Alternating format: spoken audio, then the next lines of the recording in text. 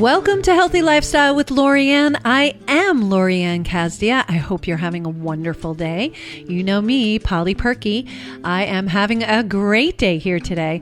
Our goal here at Healthy Lifestyle is to inspire, educate, and empower you to fulfill a healthy, emotional, spiritual, and physical life so you can feel empowered to live the life you have always wanted and dreamed. I hope you're doing that. And if you're not, you need to listen to our show so that you find all different things to help you become more empowered. So today on our show, I'm so happy to say that it's a Northwell Health Day. So who do we have? We have Dr. Michael Dannenberg on, and he is a graduate of Jefferson Medical College in 1990. He completed his dermatology residence at Medical College of Virginia in 1994, and he's been practicing at one of my favorite hospitals, Huntington Hospitals. Why is it my favorite? Because I used to be a candy striper there growing up. And he specializes in medical dermatology, procedural dermatology, and we're going to talk to him about that, treating skin cancer and numerous laser procedures. He is the chairman of the dermatology department at Huntington Hospital and a member, of course, of the Northwell Health System. Welcome to the show. Thank you. I'm so glad that you're here. So tell us, what is the difference between medical dermatology and procedural dermatology? Well, just like it sounds, medical dermatology is almost like an internist of the skin. It's treating medical problems of the skin. Well, it's largely using medications or lifestyle changes, diagnostic conditions, whereas procedural dermatology is dealing with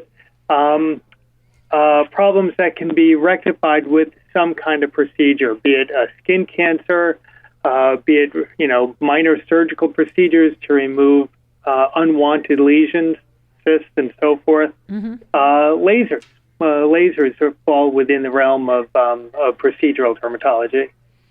Okay, well that makes a lot of sense. So it's summertime, right? And summer skincare is real important. Obviously, to a dermatologist, this must be your season, because people like me, I love the sun. I'm a sun goddess. I know many of our listeners love to sit in the sun. We have to put protection on, right? And let's talk about how common is skin cancer and the importance of, putting on sun protection. And then I have another question about sun protections. Sure. Well, skin cancer is more common than all other types of cancer combined. Stop it. Serious? That's true. Wow. Over 5.4 million cases of skin cancer a year, closer to 6 million now. Various types. We break it down into melanoma versus non-melanoma skin cancer, and we can talk about that later. But yes. For non-melanoma skin cancer, 2 in 5 Americans will develop a non-melanoma skin cancer at some time in their life. Whoa. Whereas melanoma, it's all these skin cancers are increasing so rapidly in society. Melanoma in 1935, 1 person in 1,500 developed a melanoma. Whoa. Right now, it's about 1 person in 50. Oh, wow. And so does the sun really cause the skin cancer? Absolutely. So how does that happen? One of numerous things, but it's probably the most significant factor. Certainly, skin type, genetics can play a significant role. But without a doubt, sun exposure causes the vast majority of skin cancers. So how does that happen? Well, you know what? We've talked so much lately during this COVID pandemic of mutations. Don't use the C word. And so that's what's happening is you're getting bombarded every time you go out in the sun with ultraviolet light. Mm-hmm. That ultraviolet light causes mutations in the genetics of your skin, in your chromosomes. And depending on what cells and what part of the cell is hit by that ultraviolet light, you can develop an abnormal mutation or a cancer. Got it. And that's what cancer is. It's an abnormal mutation of our cells, correct? That's right. Yeah. Yeah, it just has that name now. Cancer is this really ominous name for something that needs to be treated. Is most of skin cancer treatable? Yes, especially if it's caught early. Basal cell carcinomas, squamous cell carcinomas inevitably are almost always well treated and can be eradicated, although squamous cell carcinomas can metastasize and can have bad outcomes if not treated early. Melanomas, we worry more about those. They're more likely to spread.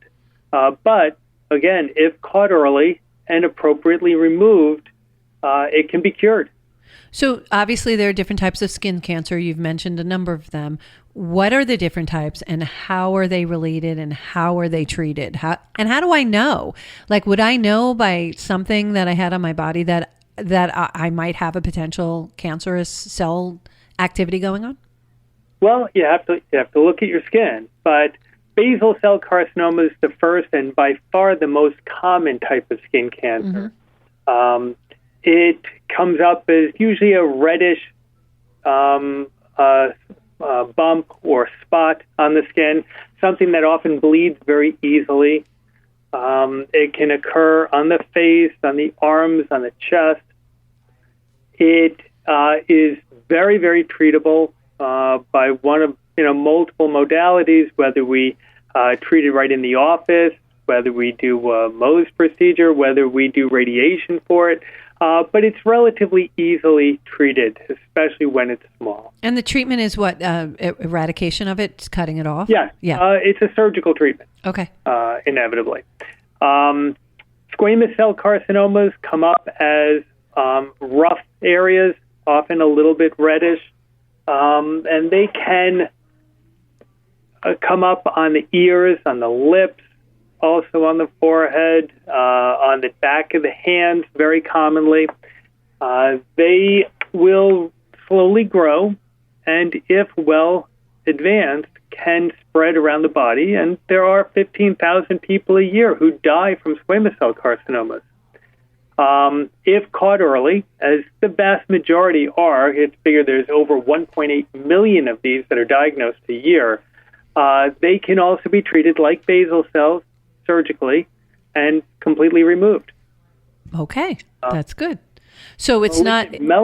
Go ahead. So those particular types don't have a really bad ending, but we still need to be cautious about it. So continue with the types. Right. And a malignant melanoma usually comes up as a dark spot, slowly changing, slowly growing. Those are lesions that have a higher rate of metastasis, of spread to other parts of the body. And in fact, over 7,000 people die every year, 2 people every hour in the U.S., of malignant melanoma. It's the least common form of skin cancer. There's a little over 200,000 of those that are diagnosed every year. But the rate continues to increase, and it's been increasing for almost a century. Why do you think it's increasing? Because you spend more time in the sun. If you look back to the 1920s, people didn't take nice beach vacations. People didn't spend their time out on the soccer pitch or going to the beach. They being very tan was not in style. People wanted to have lighter skin. Yeah, the whiter, the better back then. Yeah. Yeah, 1935, that all starts to change with World War II. And people used to start talking about that healthy tan. And people spend a lot more time doing recreation outdoors. So the amount of sun exposure has skyrocketed. Yeah. So I get because I'm Italian, I get what I call guinea green in February. I look sickly. And then I get this beautiful tan in the summer, and it's such a beautiful glow, and it's a really pretty color that I love it. But what is a tan? You have to ask yourself, why does your skin tan? Because I'm cooking it. It is an evolutionary response that's occurred over thousands and thousands of years of evolution, where the skin is trying to protect itself. Basically, the skin is the protector of the body. Right. And as a species, if the skin is violated, people die. Right. Historically, people would develop infections and die.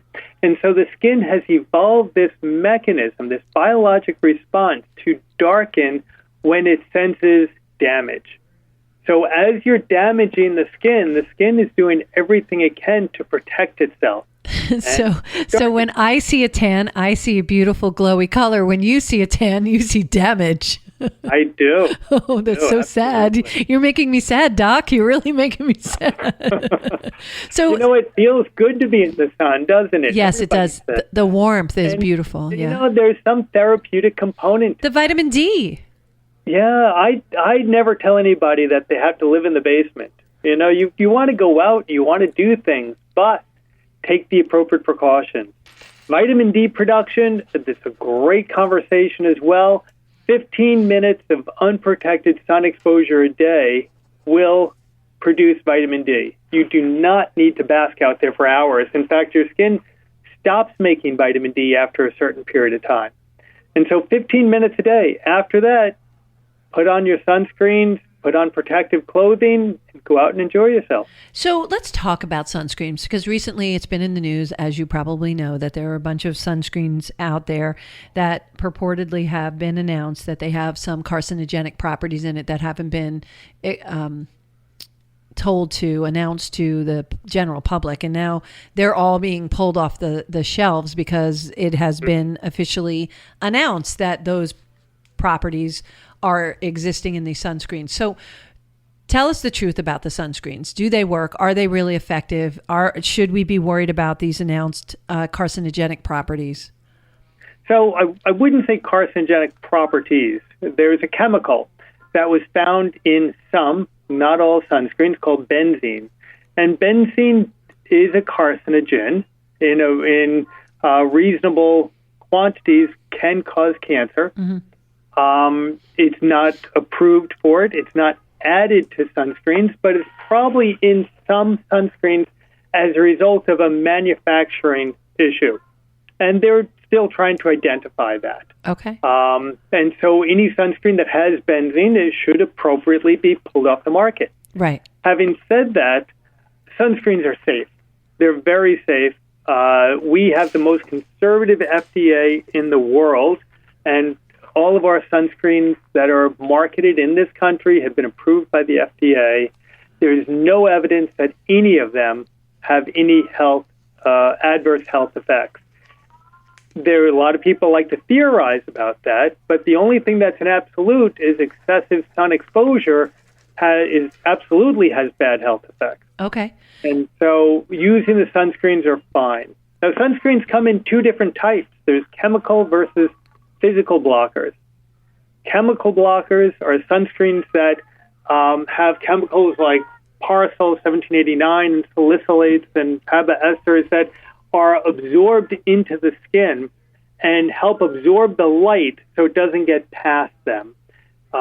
They've been around for years. They have recently found that some of these sunscreens are absorbed to a greater degree than previously appreciated, but have never found any adverse effects from that. The FDA is studying that, as they should be. The physical blockers are things like zinc oxide and titanium dioxide that are not absorbed into the skin, but sit on top of the skin and reflect the sunlight. Both categories of sunscreens are very, very effective and can be used safely and do prevent skin cancer. Love it. Love it. Okay, so now here's a myth. We have UV 5 protection, 8 protection, 30 protection, 50 protection, 100 protection. I was told years ago anything over 30 is just no difference, that, you can only protect up to a certain point. What's the real skinny? What should we be using? No less than a 30. Anything less than a 30 is not adequate. My real goal is to get people to a sun protective factor of 15. However, when they test these sunscreens, the industry standard is to test it in the laboratory, putting 1 ounce of sunscreen on the whole body. Well, a shot glass filled with sunscreen, that's a lot of sunscreen. Seriously. None of us use that much. And so we all have a tendency to under-apply the sunscreen, and therefore we don't really see the SPF that they have stamped on the bottle because we're using less of it than they measured. Right. So by using a 30, people are getting close to a sun protective factor of 15. So if you use a 50, it's really like a 20, 25. But is it really true that the 50 is more protective than 100? Because again, I was talking to a manufacturer and they're like, no, anything over 30 is just, it's all the same after that point. Is that what your research is pointing to? No. Okay. Actually, you know what? There have been numerous studies. A lot of these studies come out of Australia because they have such a high incidence of skin cancer. But studies have shown that the higher the number of sunscreen you use, the lower the incidence of skin cancer. So you mentioned the terminology, sun protector factor of 15. How does one get to that? Because you said that was your goal, no less than 30% SPF. Goal. And so that's, I tell people to use a sunscreen that has a minimum of an SPF of 30. Right. And knowing that they're going to underapply it, and that'll get them to that 15 level. Oh, I see. Because we're not putting an ounce of SPF on us. We're putting on a thinner layer than they measured in the laboratory. Well, that's just gross. It's just too much product. It is. You know what? We'd all walk around pasty and sticky. I know. Seriously, sticky. And it's when your sunscreen is worse than jumping into the water, that's not a good thing. And so, sunscreens are a big part of the conversation, but it's not the only way to protect the skin. Right. How else? And so, yes, putting on the sunscreens is absolutely helpful, but protective clothing, they have all these rash guard shirts now that they came out initially with for kids, but they have them for adults, for men and women as well. And those are great. You can swim in those. You can keep them on at the beach or elsewhere. And that's a whole section of your body that you don't need to smear sunscreen on because it's well protected. Yeah. I see. Those are the long sleeve things now, right? That they have for the long kids? Sleeve and short sleeve. Yeah. And yeah, they provide great protection. I swim in mine. I go out in the Sound and swim distances. Never take it off. I think they're great. Putting on a hat is helpful. Protects the scalp as well as parts of the face. Yeah, the scalp gets a lot more exposure than we think. So I'm a big proponent of hats, especially if I'm using my convertible.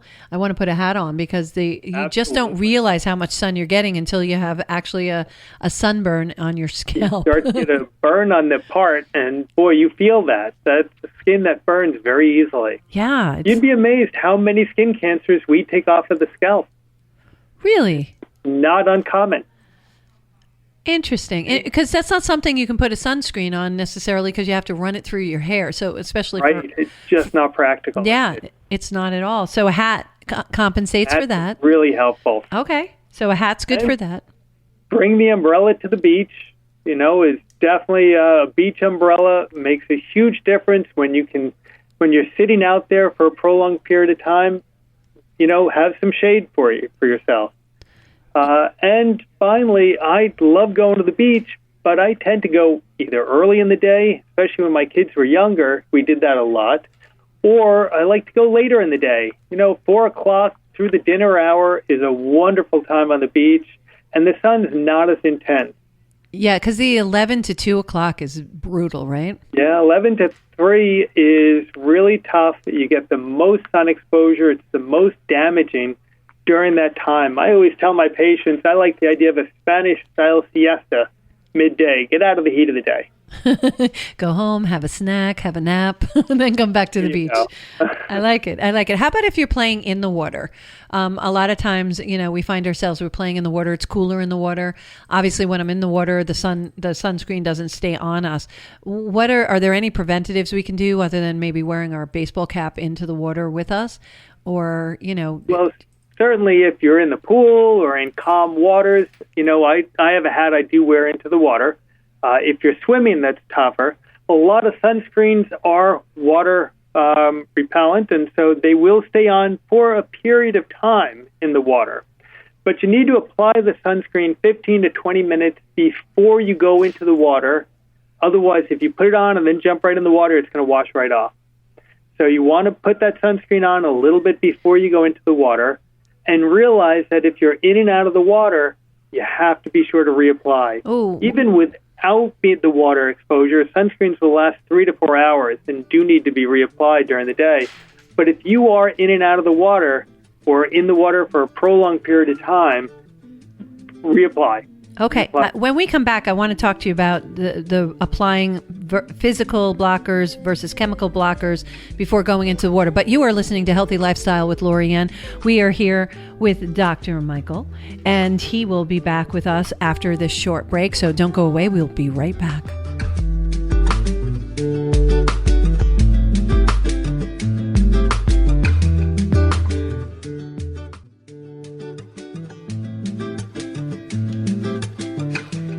Well, welcome back to Healthy Lifestyle. I am Lori Anne. If you have any questions or comments that you would like to send us, please feel free to email us at healthylifestylewithla@gmail.com. Or, of course, you can follow us on Facebook, Instagram at Healthy Lifestyle with LA. That's for, of course, Lori Anne. That's me. I hope you're having a good day. Today we are talking with Dr. Michael Dannenberg. He is our dermatology expert, and he is talking to us about summer skincare, which is really, really important. You need to take care of yourself and take care of your skin. It really does protect you. You only get one body, so you got to take good care of it. Right, Doc? Absolutely. There you go. So before the break, you were talking about how if you're going in the water and you're going to play in the water, to put the sunscreen on prior, like 20 minutes before, so that it really absorbs in. Now, you had earlier said that chemical blockers absorb in and the physical blockers are kind of more topical. So if I do that with like a zinc-based summer care blocker, will that still protect me even though it's not as absorbed into the skin? Yes. Yes. But again, you want to look at the tube of sunscreen. Some sunscreens have a vehicle that are more water repellent than others. And so it should, if you're going to know you're going to be in the water, you want one that says that it is waterproof, water repellent, has some property to help it stay on in the water. I love it. Thank you. Something that you said was very inspiring to me. You had indicated on a pre-interview paperwork that you said the skin is the window into the body. Many conditions present with skin findings or are limited to just the skin. It's very satisfying to take the signs on the skin and put together the puzzle on your patient's underlying conditions. That really must be, it's almost like your Sherlock Holmes when it comes to people's skin. You can actually detect other things because our bodies actually indicate when we have something wrong, right? That's right. It's a wonderful field. We don't frequently need extra ways to study it. People doing cardiac exams and internal exams need other equipment to be able to see the affected organs. We're able to go out and take a direct look at the organ that's affected. So, Doc, I always ask my guests this question: what's your why? Why did you get into medicine? How did you get into medicine? I actually was an engineer before I went into medicine. Oh, what kind of engineer? There are many. Chemical engineering. Wow, okay. And, I just found that medicine was more personal than that. And, really, medicine, as you said, there's a little Sherlock Holmes to it. There's a little bit of engineering to it also. Yeah. Medicine the body is really just a very complicated system. And so, looking at it as a system and being able to break down certain components of that to be more understandable it's a wonderful field. So when you're talking about the chemical blockers and things that you really understand it on a really deep level because Sure. You were an engineer, a chemical engineer to boot. So what was the transition? Tell us about, what your life path was to get you over here to be this amazing dermatologist. Well, it was a slow evolution. I went from being a chemistry major in college to pursuing chemical engineering, and then decided that I was going to be much happier going into medicine. Actually, my father had been a physician as well, and decided to pursue medicine, then dermatology, which is a wonderful mix of, as we said earlier, both medicine and surgery, really attracted to me. Most areas in medicine, you go either into a medical field, like an internist and a gastroenterologist, or you go into surgery. Right. But dermatology is a wonderful mix of the two. Yeah, yeah, and I've heard you say that there is no field like the field of medicine. Why do you feel that way? It's just tremendously satisfying to be able to work with people throughout the years, develop relationships with people, and very, very satisfying when you are able to help somebody have a good outcome. And that's so understandable, and we so applaud you. And on behalf of our listenership, thank you for everything that you do, because it's real important. Our medical professionals are so important in our lives to help educate us. And that's something that I find in the Northwell Health community, is that all of the doctors who come on our show are what's so important to them and resonates with them is the doctor-patient relationship, and also educating us as patients, because I feel very empowered when I have this kind of information, Doc. I feel empowered to make the right choices when you're not around. That's perfect. That's a wonderful thing. So for you teaching me that no less than 30 SPF is important, and that I need a sun protector factor of 15, that's going to stay in my head. That's going to roll in my head every time I step out in the sun. I'm not going to stop stepping out in the sun, because I love the feeling I get from the vitamin D. I love the feeling I get from the warmth of the sun. It's grounding. I like running through grass with no shoes on, even though I'm known for my high heels. I do take them off and run through the grass. And I really encourage that. In the winter, do you encourage, and do you do this as a dermatologist, encourage people taking vitamin D in the winter time when it's not as sunny? Depends on the individual. Some people are more prone to vitamin D deficiency than others. For the most part, most people living where we live don't need to take supplements. But for people that are prone to getting very, very low levels in the winter, yes, a supplement of maybe 1,000 international units a day is appropriate for them during the cold weather months. Yeah. Is there a different sun care in the colder months than there is in the summer months? Another way to ask it: are you a proponent of using sunscreen? Where you live? Okay. Living here on Long Island, in the dead of winter. The sun is lower in the sky. We tend not to get as significant sun exposure as we do in the summer. And so, for patients that really don't like using sunscreens in December, January, and February, I tell them that's okay.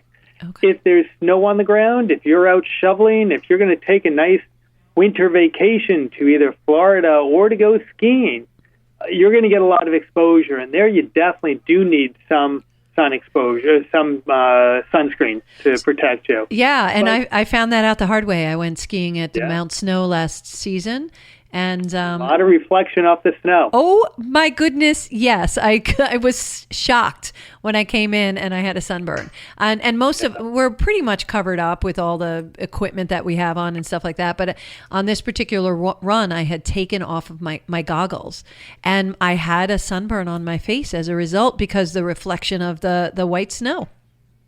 Yeah, the higher altitude and the reflection off the snow has a huge impact. Higher altitude meaning closer to the sun? Meaning that there's less blockage of the ultraviolet light. Gotcha. As you go a little bit higher in elevation, the atmosphere is a little bit thinner. Yeah. Oh, well, that was true. I knew that from how I was breathing. Closer to the sun, not a big impact. The sun's far enough away. It doesn't, you're not that much closer. Yeah. Yeah, it seemed like I was at the time, but yeah. So we we have to be protective in both sides. I actually have a neighbor who shovels his driveway, and he always wears shorts, no matter what time of year. He's always in shorts, and I'm always wondering, does he put sunscreen on his legs when he comes out and does that? I don't know, but that's he should. Whatever his skin is exposed, that's where it goes. Yeah, I would think that the cold exposure to his skin has a whole different mechanism that goes on. What other things that, other than the sun, affect our skin that we need to be mindful of? You know what? Your skin type. People with fair skin are more prone to skin cancer than people with darker skin types, although anybody can get a skin cancer, or any skin type.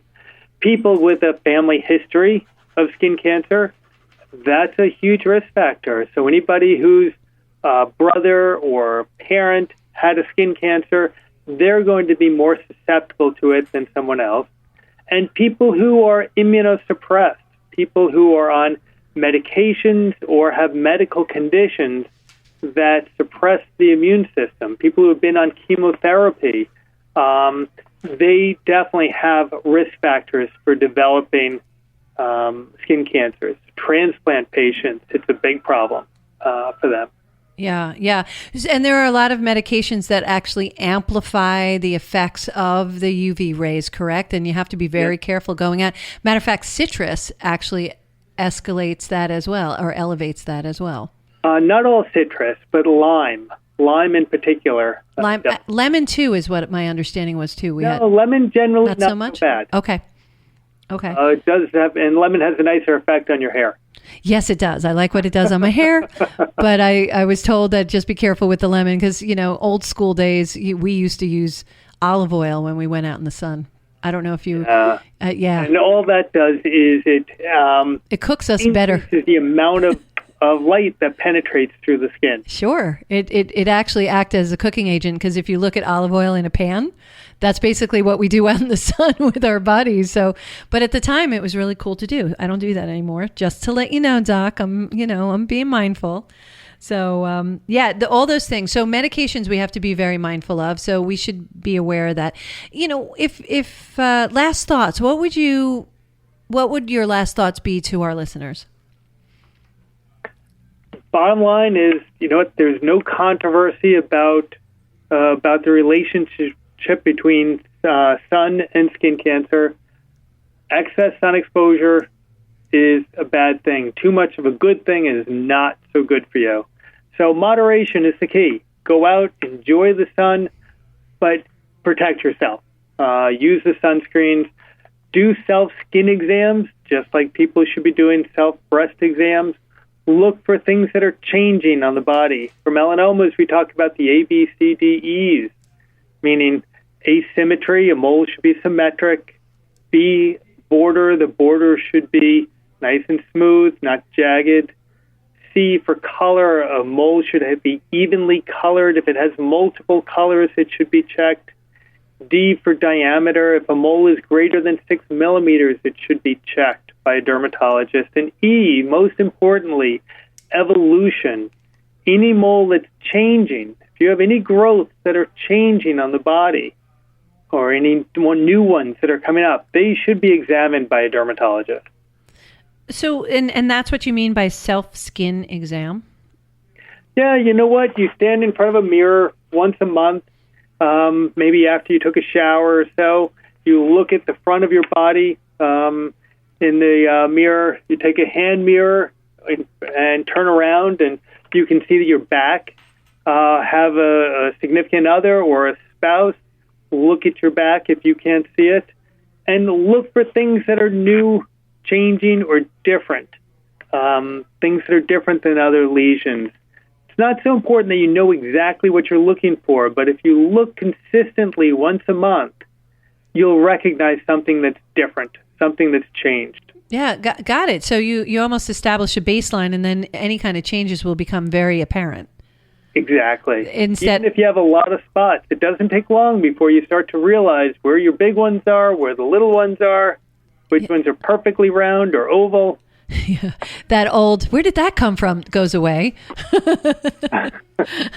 And then I had another question. So, I know people have a lot of things called, I think you call them tags. What are tags, and are they dangerous? And how does one take care of them? Should they go often? Or so threw a lot of questions at you at once. So skin tags are just little overgrowths or pouches in the skin. They tend to be very small. They commonly occur around the neck or in the armpits or under the breast. They can sometimes be annoying.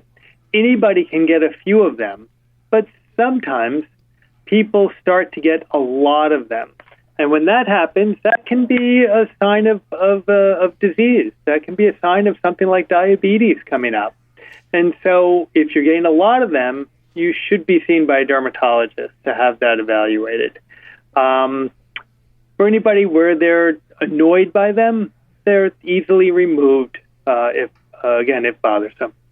But they're not dangerous. They're not dangerous?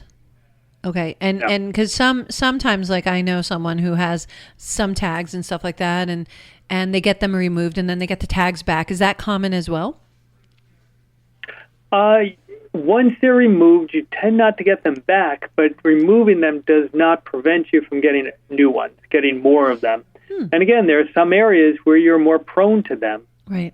So whether you remove some or not, you'll still probably grow more over time. Is that prone to certain people? Because I've never had one before, but I've seen them before. Okay. Is that a historic thing, a genetic thing? There's probably a genetic component to it. It can be for people who get a lot of them. They can sometimes be increased with increased weight. And again, we do sometimes worry about people being pre-diabetic or diabetic developing a lot of them. Okay. So that's a good signal for everyone to pay attention to, and go to your local dermatologist. Now, you work out of Northwell Health, out of the Huntington Hospital? Yeah, well, we have an office down the road from Huntington Hospital. Okay. And your name of your practice? It's Dermatology at Huntington, part of Northwell Partners. Nice. Very nice. Doc, you are absolutely magical. I really appreciate everything that you've shared with us today. I am more informed about the SPF, always a magical, confusing thing. Any products we should stay away from during the summer while we have you? You know what? The main thing is it's the concept, like you talked about, putting on olive oil when you go to the beach. You want to avoid any sort of tanning oils. They're not helping you. And again, dermatologists will tell you over and over again of the risks of tanning salons. You don't want to go out and get extra ultraviolet light. That promotes skin cancer and skin aging. So self-tanning with things like lotions to rub on, that's fine. But avoid extra ultraviolet light in tanning salons. Understood. And should we be concerned about the benzene? Is there a way for us? Is there a name or something we should look at in the ingredients? The CDC has a list of the offending sunscreens on their website, but most of them have been pulled from the market. It doesn't hurt to go on the website and just check it and make sure that any sunscreen you're using is not on the list. But the manufacturers are all well aware of that now and are checking batches for that. And you have to believe that, once this was found, none of the manufacturers want to have that in their product. They're checking it, and they won't release batches that have it. Yeah, and those people who have used one of the offending sunscreens, I wouldn't panic. The chances are that the amount of benzene in there was so low not to be significant. But again, you're best off not to have it in there at all. Exactly. So what we're going to ask you to do, everyone, is check the products that you have at home. Go to the CDC, find out what that list is. If you have a product at home, I wouldn't risk it. I would discard that. Go to the store, buy something new, maybe more natural, so that you can protect you and your family. That's real important. Go visit your dermatologist. There's nothing to panic about. I know that they talk about different substances that we put into our products, and we just have to be mindful. So please take a moment to do that to protect you and your family. Doctor, and I would emphasize again that the sunscreens are safe out there, and they should be used, and they prevent a lot of heartache down the road. Absolutely. In terms of preventing skin cancer. Yeah, so make sure that the message that I'm sending is very clear. I'm not saying don't use the sunscreen. I'm just saying check the one that you have, to the list that you have. Make sure you have sunscreen. Make sure, according to Dr. Dannenberg that it's no less than SPF 30 so that we have a sun protection of a factor of 15. I think that's real important. It's great information that Doc gave us. Dr. Dannenberg, Dr. Michael, you are the bomb. We love you. Thank you so much for being on. Thank you for sharing everything. Everybody out there, please be safe in the sun. Enjoy this beautiful weather, but be safe, be mindful, and go visit your dermatologist at least once a year, Doc? Yes. Once a year. Okay. So we're going to put that on the... Lori Anne. No worries. Thanks for being on the show. Thank you all for joining us today on Healthy Lifestyle with Lori Anne. My heart is always lifted by sharing this time with you. I really appreciate you choosing to be with us. You know, you have a choice to listen to a gazillion different stations, and you listen to us here on 103.9 at JVC Broadcasting, and I really appreciate that so very much. I want to thank our guest today, Dr. Michael Dannenberg. He is from Huntington Hospital and really great dermatologist. Reach out to him. Find him on northwellhealth.edu. He will be great information, great source of protection for you and your family. And like always, I say that we are here to serve one another. Take a moment, step out of your day, do a little something for someone else. It really matters. It starts there, to just step out of your day. It'll always make you feel better, especially if you're having a bad day. That's going to make you feel a whole lot better to help somebody else. And you'll be surprised at how that makes you feel. And how your day then turns around. So try that. Enjoy this gorgeous weather. Enjoy each other. Enjoy the time we all have together. And thank you again for joining us on Healthy Lifestyle. I am Lori Anne Casdia. Until next time, play a higher role, serve a higher purpose, show up for you, and show up big.